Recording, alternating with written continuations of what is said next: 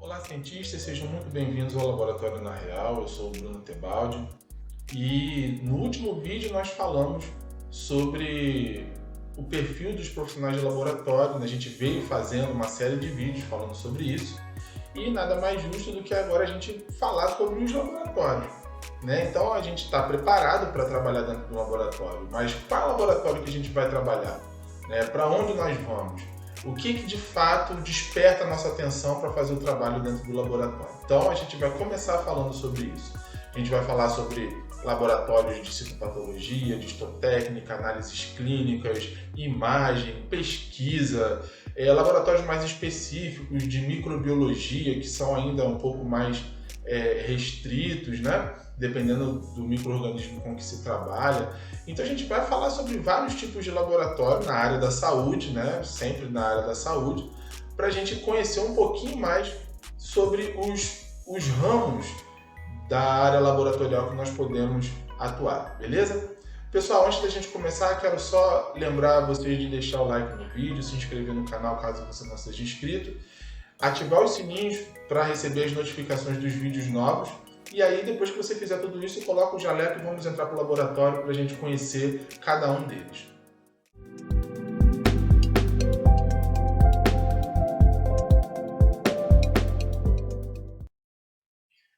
Bom, a gente vai começar a falar sobre o laboratório de citopatologia, porque é o mais tranquilo para eu começar falando sobre ele, né? E eu tenho bastante coisa para a gente poder compartilhar aqui.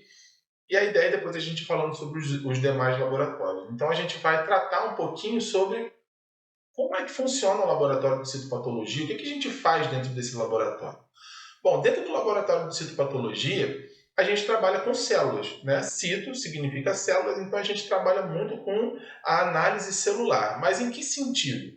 A gente trabalha no sentido de tentar compreender como essas células se comportam de forma morfológica. O que isso significa? A forma da célula, simplesmente. Então a gente estuda a forma de determinadas células para saber se essas células estão normais, se elas estão reativas, se elas estão malignas, né? Então tudo isso a gente estuda e dependendo do tipo da citologia, elas têm características diferentes. É muito comum a gente ver o citologista que trabalha com citologia cérvico-vaginal. Né? É mais comum a gente observar isso, o preventivo de câncer de colo de útero. Mas o citologista ele pode trabalhar com célula, independente de qual seja. Então a gente trabalha com a celularidade da tireoide, do pulmão, celularidade de líquidos cavitários, mama, enfim, de onde for possível tirar células, a gente consegue fazer um esfregaço e fazer a análise daquelas células ali. Né? Mas o que a gente vê com mais frequência são as pessoas que trabalham com citologia cérvico-vaginal. E qual é a intenção do profissional que trabalha na área de citologia?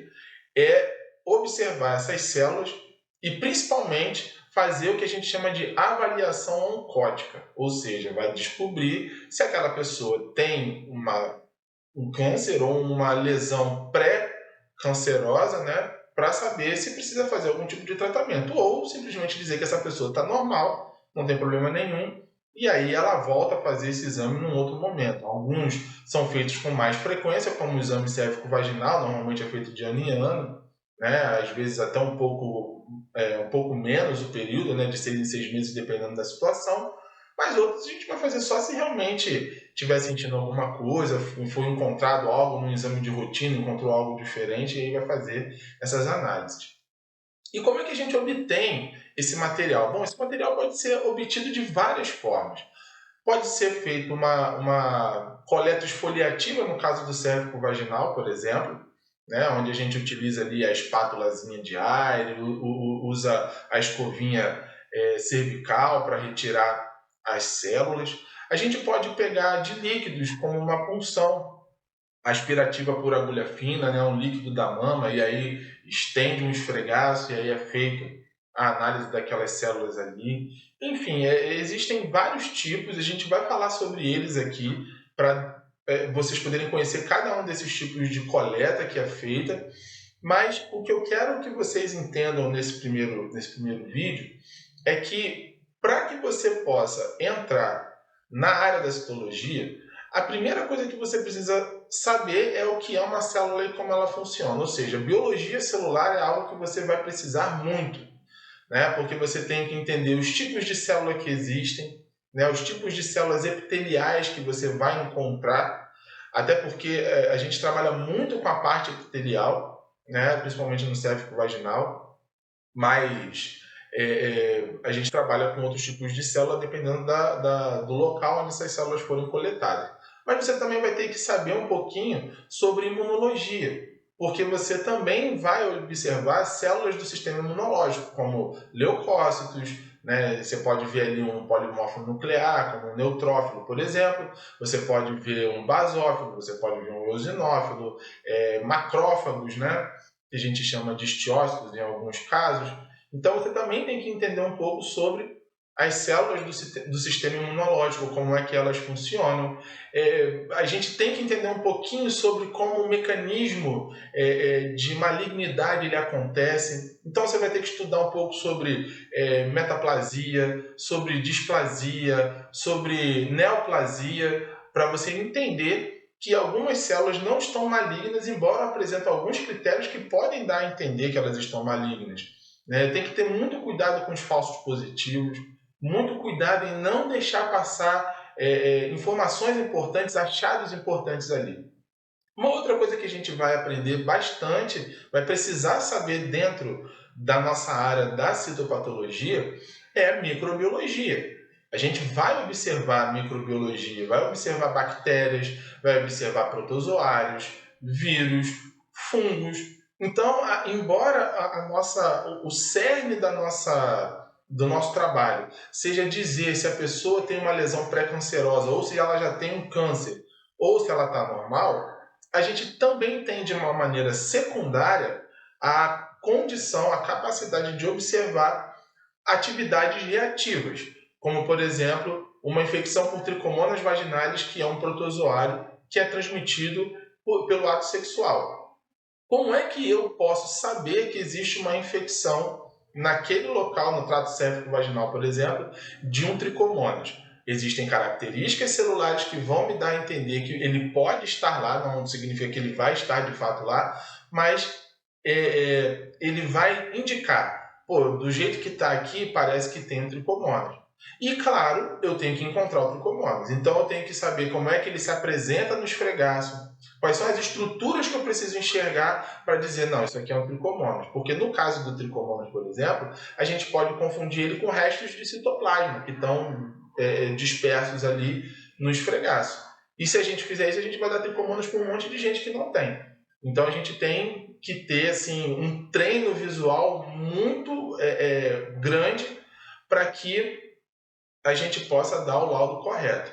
E é lógico que isso demanda treino, mas muito treino mesmo.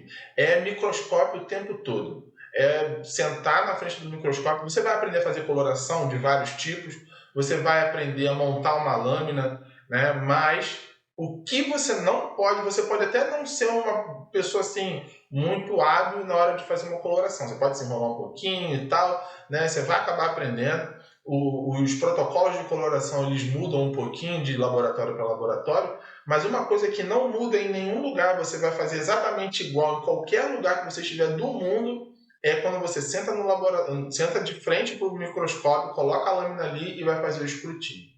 Então, demanda muito treino, demanda muito tempo de microscópio para você poder, com segurança, chegar e fazer uma boa leitura. As leituras não são demoradas, tendem a não ser demoradas, mas é óbvio que no começo a gente demora pra caramba. A primeira lâmina que eu fui ler no estágio, quando eu fui fazer o estágio de citologia, eu demorei 3 dias para ler. Ai, que burro, dá 0 para ele. 3 dias. Eu acho que eu fui a pessoa de todas as turmas da turma onde eu estudei e das turmas para quem eu dei estágio depois, eu acho que eu fui o que mais demorei em tudo, em todas essas partes. Eu demorei bastante para me desenvolver. Depois eu fui trabalhar e ainda era muito lento. Hoje em dia eu leio uma lâmina aí em mais ou menos uns 3 minutos, quando ela está meio ruim, vai para uns 5, 6 minutos. É bem rápido. Tá? É um exame bem rapidinho de se fazer. Bom, pessoal, se esse vídeo está sendo legal, se vocês estão conseguindo entender, está sendo importante para vocês, eu gostaria só de lembrar de vocês deixarem um like, deixem um comentário de vocês aqui no vídeo sobre se vocês já têm algum conhecimento de laboratório, se vocês trabalham em algum laboratório ou se vocês se interessam pelo laboratório de citologia. Mesmo que você não trabalhe, deixe o seu comentário aqui para a gente poder conversar um pouquinho, tudo bem? Mas para você chegar nesse ponto, você precisa treinar pra caramba. Então você vai ter que fazer muita aula de microscopia, você vai ter que estudar muito a morfologia dessas células, porque confunde. Tem uma célula que é o osteócito na citologia cérvico-vaginal, que ele é o cara que se camufla, né? Então ele pode parecer com uma célula glandular, ele pode parecer até com uma célula maligna. E, cara, confunde. No início confunde mesmo. Então a gente precisa ter a capacidade de diferenciar essas estruturas. Eu costumo dizer que o citologista, ele é o cara que consegue ver o que ninguém mais consegue ver numa lâmina citológica. Tá? Então a gente precisa ter esse treino de olho, a gente precisa ter uma visão muito aguçada e vocês vão perceber, quem é da citologia já deve ter percebido isso, quem não é vai perceber. Que depois que você pega uma proficiência boa na citologia, você no seu dia a dia, quando você não está trabalhando, você vai adquirir o hábito de observar padrão e vai observar aquilo que está fora do padrão.